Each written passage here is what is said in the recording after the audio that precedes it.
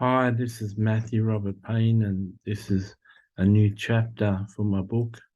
My book is titled 71 Helpful Writing Habits You Can Learn from Self-Publishing 91 Books.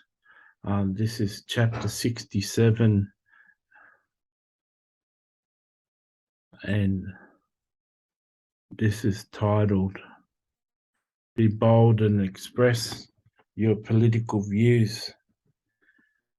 I want to start this chapter by saying what it says on my chapter um, description page. And so I'll just say that. Be bold and express your political views, even though that might not seem wise to you. It will endear half of your readers if you don't go on about it too much. There may be many commentators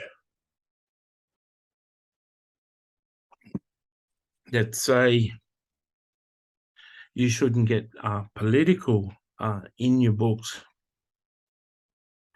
but many conservative voters would like to think you're conservative. There's many Christians who vote conservative, and a large portion of the Christian church vote Republican in America. But there is a percentage of Christians who vote Democrat and are liberal. I'm sure that many of my readers would like to understand my political views if I was liberal and I was a Democrat voter. I'm in Australia and we have different political parties, but we do have the right and the left, and I tend to vote on the right. For a number of years while Trump was popular, I used to share illustrations out of Donald Trump's life to illustrate my points, and the books were coming out at the same time Trump was in, and it made good reading. Now that Trump has been disgraced and is forever complaining about how the election was stolen, maybe people who read those books now that were written years ago would think that my mention of Donald Trump is in bad taste. Whatever the case is, I'm not unhappy that I used Donald Trump in my illustrations. It was keeping things topical, and his life was helping me to express my points. I shared before, to be honest with your readers, but don't force things down their throat. And one of the subjects that they say should be banned from dinner tables is politics, religion, and sex.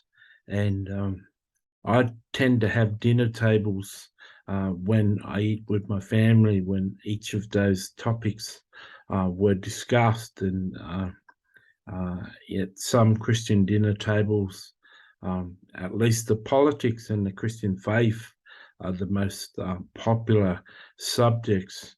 So don't be afraid of losing half of your readers by mentioning your political stance.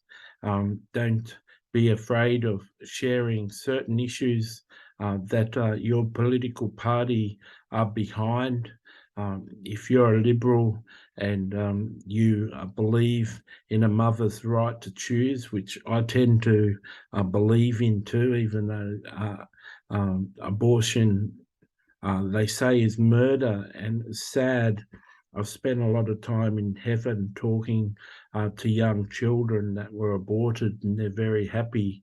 And so I've got different opinions on abortion, but if you're a writer and you're liberal and you believe in a woman's right to choose and you believe in abortion, Don't be afraid to mention that in your books. Don't be afraid to be yourself.